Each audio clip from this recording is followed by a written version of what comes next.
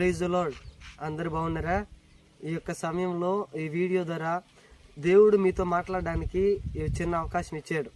మీ అందరిని బట్టి దేవునికి నేను కృతజ్ఞతాస్తుతులు చెల్లిస్తూ ఉన్నాను.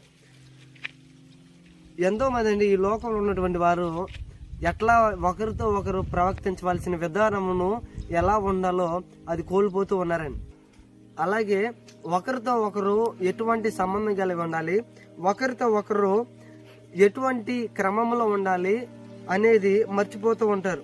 అంటే ఎగ్జాంపుల్ మనం తీసుకుంటే ఏంటంటే, నేను నా ఫ్రెండ్ ఒకళ్ళు ఉంటే వాళ్ళ పర్సనల్ లైఫ్లో కూడా ఏం జరుగుతూ ఉంది తెలుసుకోవడానికి ఆత్రం కలిగి ఉంటారు. చాలామంది పర్సనల్ లైఫ్ గురించి కూడా నాకు ఏం చేసినా తెలియాలి, ఎలా ఉన్నా తెలియాలి, ఎటు వెళ్ళినా తెలియాలి అనుకుంటూ ఉంటారు.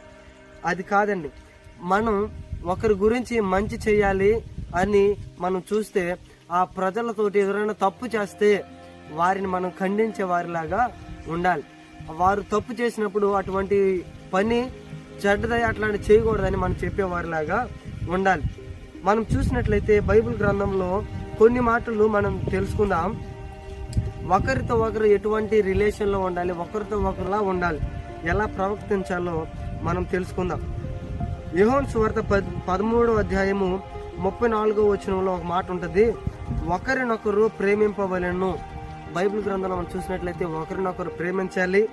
రెండవది ఎఫెసీ రాసిన పత్రిక 4వ అధ్యాయం 32వ వచనంలో ఒకరినొకరు క్షమించే వారిలాగా ఉండాలి.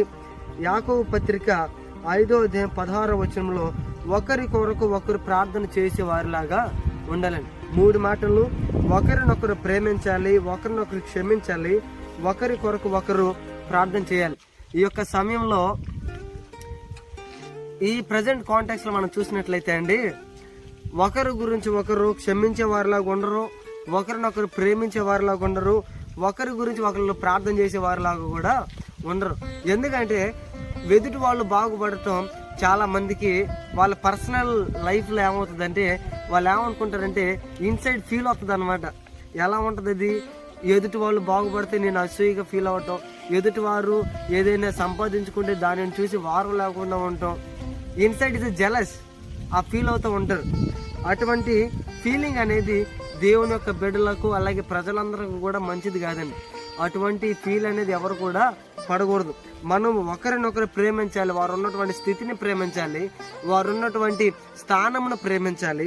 రెండవది, ఒకరినొకరు క్షమించేటటువంటి మనస్తత్వం మనకు కలిగి ఉండాలి. వారు చేసిన మన ఎదుటి చేసిన తప్పులున్నా, మన మీద వాళ్ళు ఎటువంటి ప్రమాదాలు చేసినా, గొడవలు పడినా కానీ మనకు క్షమించేటటువంటి మనసు మనకు కలిగి ఉండాలి.